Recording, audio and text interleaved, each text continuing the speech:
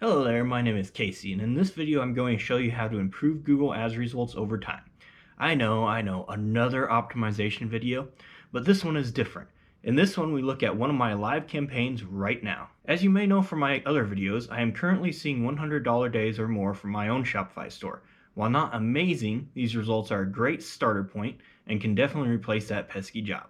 Watch to the end of this video to see how this campaign is doing today, nearly a week in the future of recording this video. And as usual, I'd appreciate a like and comment if you'd like to see more about Google Ads or have any specific questions. All right, so here we are. As promised, I'm going to talk about my results with a current campaign I've started fairly recently. So the first week of this campaign, as you can see, the conversions were not great. It's 126.54 per sale. Ouch. At least it got a sale, but yeah, I could tell right away that there was some optimizing that needed to be done here. Let's go ahead and when I saw this, what did I do? So I went into my product pages.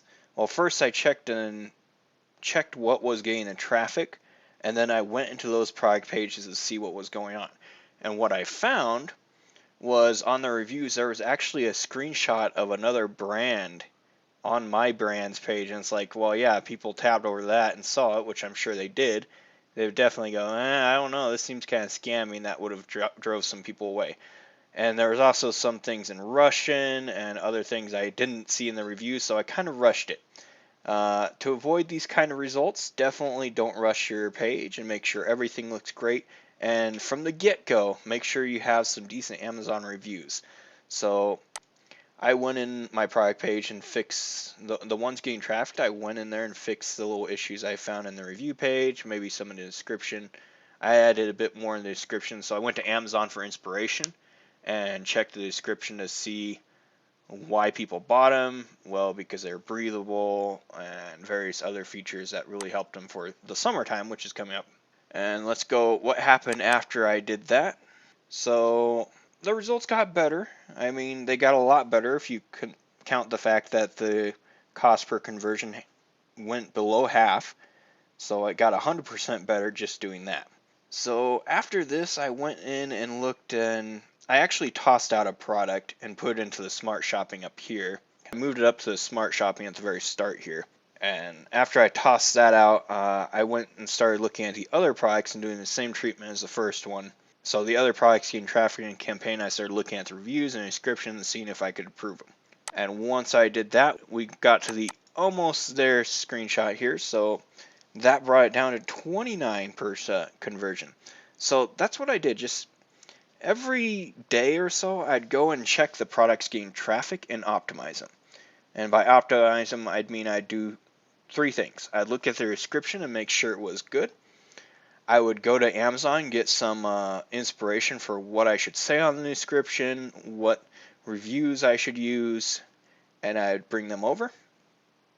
And I would also check the pricing. Sometimes I'd have to adjust the price down a little bit based on what I found on the competitors. And once I made all those optimizations day to day with the products getting the most traffic, I brought it down to this 29. So that's not quite profitable unless they buy more than one, but it definitely has potential at this point. And you might ask at that point, what happens to the overall view? Well, it's still a bit much at 50.19, but like I said, if they buy two things, I'm still profitable at this. And I did an overview of my campaigns here.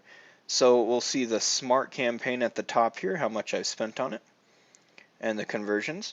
It's been steadily going down as I did a crucial change and set the target return on ad spend to 250, 260. I've been lowering it just to see if it would be better, but yeah, 250 or 260 seems to be the sweet spot for this particular store. And then this is low bid normal shopping. Not a whole lot goes here. It might not even be very necessary for me to have this one. And then this is a general testing normal shopping campaign. And company search names goal. I'm not a fan of the company search too much either. But like I said, this is all testing to see if I can get another winner. And I think I may have found another winner with this general testing normal shopping campaign. Moving forward, I think I'm going to either shunt all these into the smart campaign and get some more product groups to test, And this time just keep it to 3 to 4 so I can optimize them faster and find my winners better. And yeah, so that's how I've optimized my, not really my campaign over time, so it's a bit misleading. I optimize my store over time, which then optimize my campaign as an after effect. I haven't actually got enough data, in my opinion, to really start messing with the keywords or messing with products too much. I am considering tossing more. The problem is with my store, I have a lot of variants for a single product because I have sizes. So it's really hard for me to determine that it's bad product or not based on all the variants spending money. So a bunch of variants may have spent 25 and some of them didn't get sales, but some did. This last day I actually lost a little bit of money, so I am looking at optimizing a bit more moving forward. But this is over a 14-day period where you can see the ads steadily getting better. It's like twice as good as it used to be. I definitely see it dropping down in the future, and you want to approach your campaigns like that when you start them. So once you get around 5,000, like this top campaign, you want to do a target ROAS of 250 to 300%. This low bid, you can set it up if you want to catch some really low bids, but like I said, it's over 2 weeks, it's only spent 4 cents, so it's not doing a whole lot. This general shopping is about 500 in. It's not profitable at this rate, but it hasn't lost a ton. It's been giving me valuable data as a potential winner that could be similar to these results later on, which even just this smart shopping campaign gets me $100 to $200 a day. And then the company name search, it's kind of like a retargeting. If someone searches my name, at least I have it covered. Alright, and as promised, we're going to go in and see the future of this campaign. So as you can see, I've upped the budget a little bit. It used to be $50, now it's $67. It spent $643. It hasn't got a lot better by the looks of it. So actually it did get slightly better. So the cost per conversion has dropped even further to 42.92. And I haven't done much optimizing on it.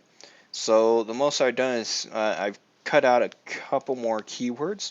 I didn't take out any more products. I did go through and adjust even more. So what I did is I made a list of like 6 products getting traffic and made sure their descriptions and reviews were all on point, which has helped the cost per conversion go down. Ideally, I still want it below $20 or even $15 if possible would be super good. But it is definitely progressing and improving.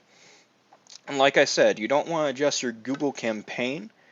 You want to adjust your products and your product page in the campaign. So just leave it running. Don't change anything in the campaign itself. But the products getting traffic, your landing page on your Shopify store, that's what you want to change.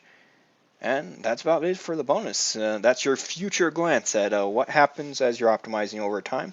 Hopefully you can see some similar results or even better. And that about covers optimizing. I promise I won't do too many of these videos. I just want to do one where I showed you one of my current campaigns, just screenshots of it. So I didn't have to do a bunch of blocking out or anything like that. And you could see how I dealt with it over a 2-week period. And I hope you got some value out of this. I'd appreciate if you could leave a comment and, of course, like and subscribe. Not required, but I'd really appreciate it. And thanks for watching. This is Casey signing off.